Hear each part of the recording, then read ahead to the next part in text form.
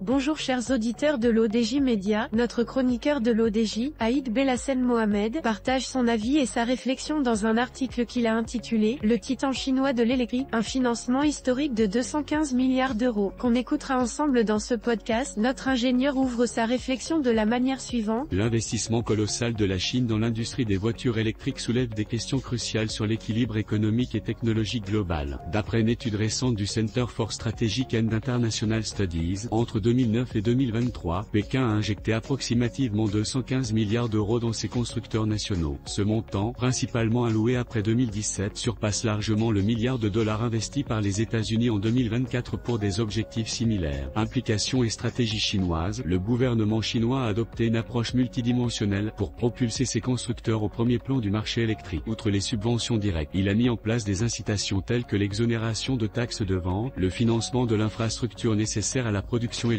et le soutien à la recherche et au développement. Ces mesures s'étendent au-delà des aides gouvernementales nationales, incluant également des incitations financières locales, des réductions sur les coûts énergétiques et des subventions aux fournisseurs. L'impact de ces subventions est tel qu'il redéfinit les règles du jeu dans l'industrie automobile mondiale. La Chine abrite aujourd'hui environ 200 entreprises spécialisées dans les voitures électriques, créant une guerre des prix sur le marché domestique et exacerbant les tensions commerciales avec d'autres puissances économiques. Bien que le Center for Strategic and International Studies anticipe que nombre de ces constructeurs pourraient s'effondrer, il reste probable que d'autres émergent comme des leaders incontestés sur la scène mondiale. Cette démarche agressive de la Chine en faveur de l'électrification soulève plusieurs interrogations. Quelles sont les implications à long terme de cette stratégie pour les autres constructeurs automobiles mondiaux? La Chine réussira-t-elle à maintenir ce niveau de subventionnement? Et quel impact cela aura-t-il sur les ambitions climatiques mondiales et les efforts de décarbonisation? Rédigé par Aïd Belhassen Mohamed.